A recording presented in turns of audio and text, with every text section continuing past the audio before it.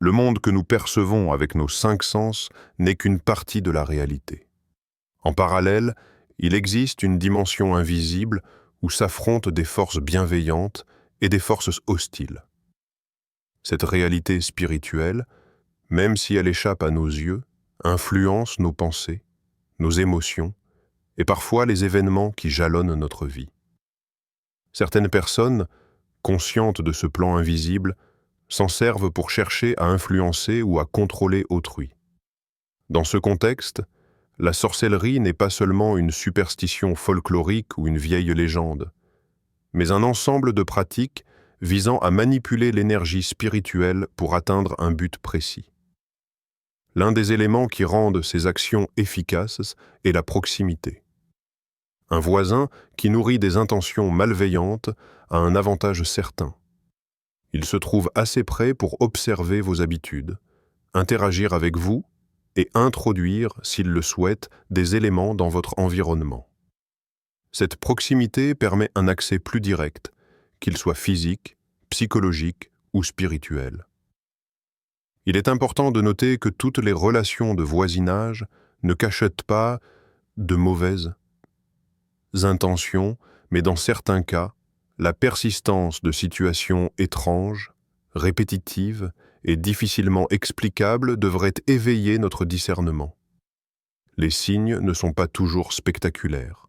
Parfois, ils se manifestent par une succession de petits détails qui, mis bout à bout, révèlent un schéma d'hostilité. La compréhension de ce contexte spirituel est essentielle pour éviter de vivre dans la peur tout en restant vigilant. Ce n'est pas la curiosité malsaine qui doit nous guider, mais le souci de préserver notre paix et notre intégrité. C'est aussi dans cette perspective que l'on doit aborder les signes éventuels. Non pas pour suspecter aveuglément chaque voisin, mais pour être capable d'identifier quand un comportement ou un enchaînement d'événements dépasse le simple hasard. Signes principaux à surveiller. Lorsqu'un environnement est touché par une influence spirituelle négative, les premiers indices peuvent sembler anodins ou être attribués au hasard. L'un des signes les plus fréquents est l'apparition soudaine de blocages dans différents domaines de la vie. Vous pouvez constater que des projets qui avançaient bien commencent à se heurter à des obstacles imprévus. Des opportunités qui paraissaient certaines disparaissent sans explication logique.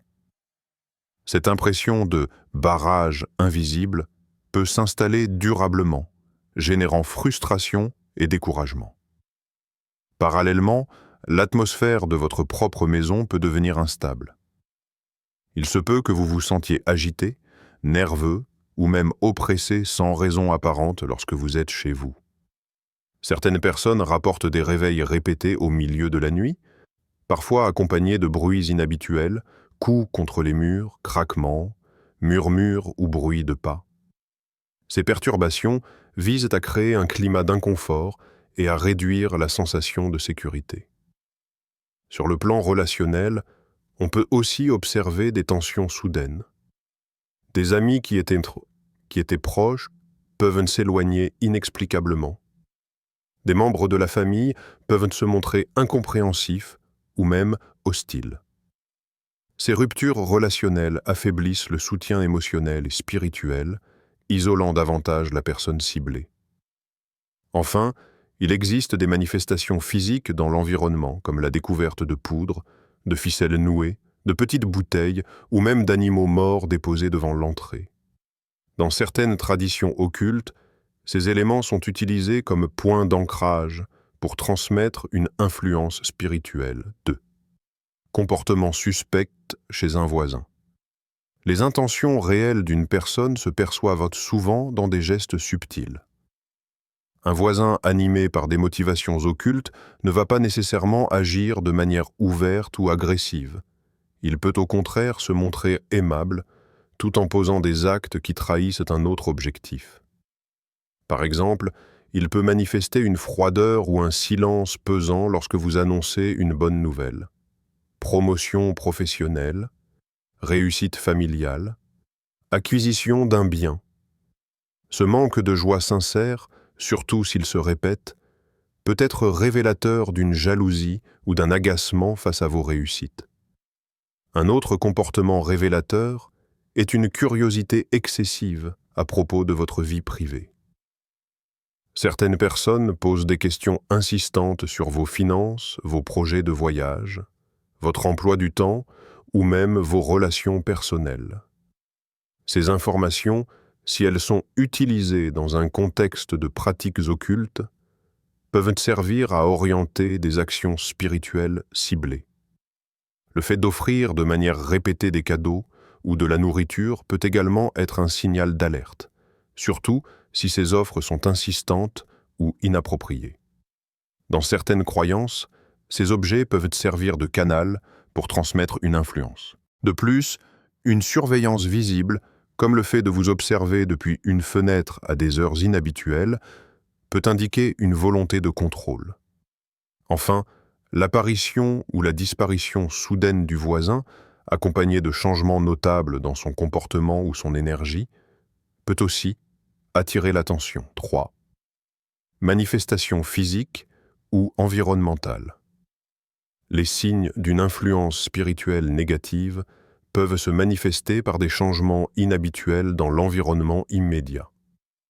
Un premier indicateur est la modification de l'atmosphère dans la maison. Sensation de lourdeur, air plus froid ou plus étouffant, odeurs étranges comme d'herbes brûlées ou d'encens, alors qu'aucune source naturelle n'est présente. Les animaux domestiques, très sensibles aux variations d'énergie, peuvent réagir de manière inhabituelle.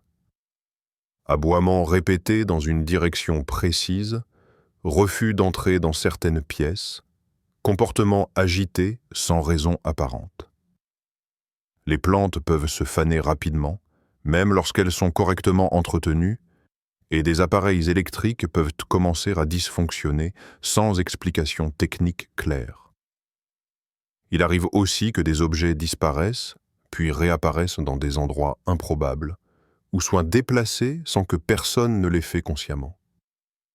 Ces déplacements peuvent être utilisés comme point de contact spirituel. Dans d'autres cas, on retrouve sur le terrain de la maison des marques étranges au sol, des dessins ou des alignements de pierres qui semblent intentionnels. Enfin, il ne faut pas négliger les manifestations extérieures récurrentes. Rassemblements inhabituels d'oiseaux, la nuit, hurlements d'animaux dans une direction particulière, ou apparitions fréquentes d'animaux errants près de la propriété. Ces phénomènes, pris isolément, peuvent sembler anodins, mais lorsqu'ils s'accumulent, ils méritent d'être observés avec discernement. 4. Signes liés aux rêves. Les rêves constituent un domaine particulièrement sensible dans la dimension spirituelle, car ils se déroulent lorsque notre conscience est au repos et que notre esprit est plus réceptif. Certaines influences peuvent chercher à se manifester par ce biais, soit pour communiquer, soit pour perturber. Lorsque vous êtes exposé à une activité spirituelle négative, il est possible de remarquer des changements dans vos rêves, scènes inhabituelles, atmosphères oppressantes, rencontres avec des personnes ou des animaux porteurs d'un sentiment d'hostilité. Parfois, le voisin soupçonné apparaît directement dans le rêve, mais il arrive aussi que sa présence soit symbolique. Par exemple, une maison qui lui ressemble, ou des éléments liés à son environnement. Vous pouvez rêver d'objets qu'il vous a donnés, ou d'interactions étranges, comme partager un repas ou recevoir un objet dans le rêve, ce qui, dans certains contextes spirituels, est perçu comme une manière d'établir un lien.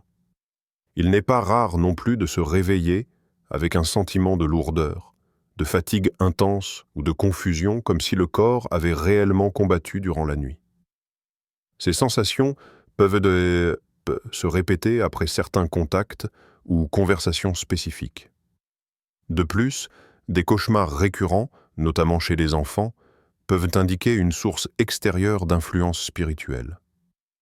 Les rêves ne doivent pas être interprétés de façon précipitée, mais lorsqu'un schéma se répète et qu'il s'accompagne de phénomènes physiques ou relationnels suspects dans la vie éveillée, ils peuvent servir d'éléments supplémentaires pour discerner ce qui se passe.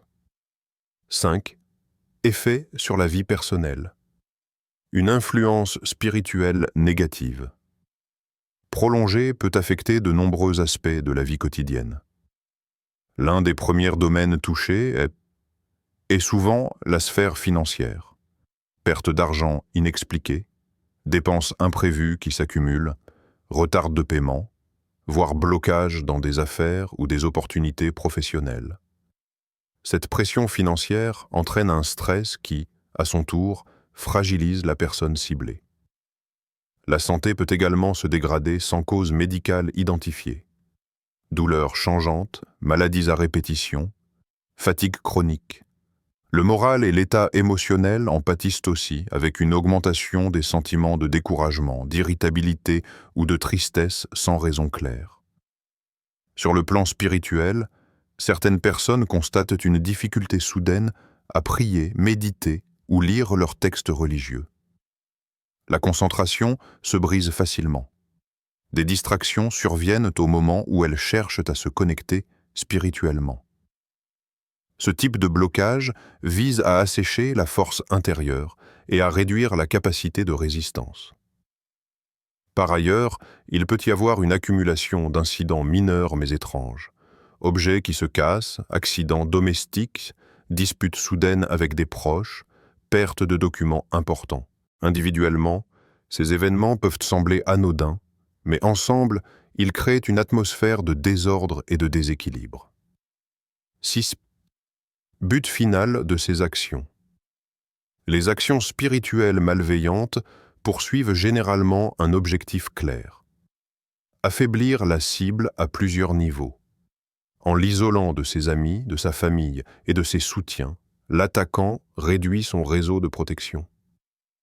L'isolement émotionnel rend la personne plus vulnérable aux manipulations et aux influences.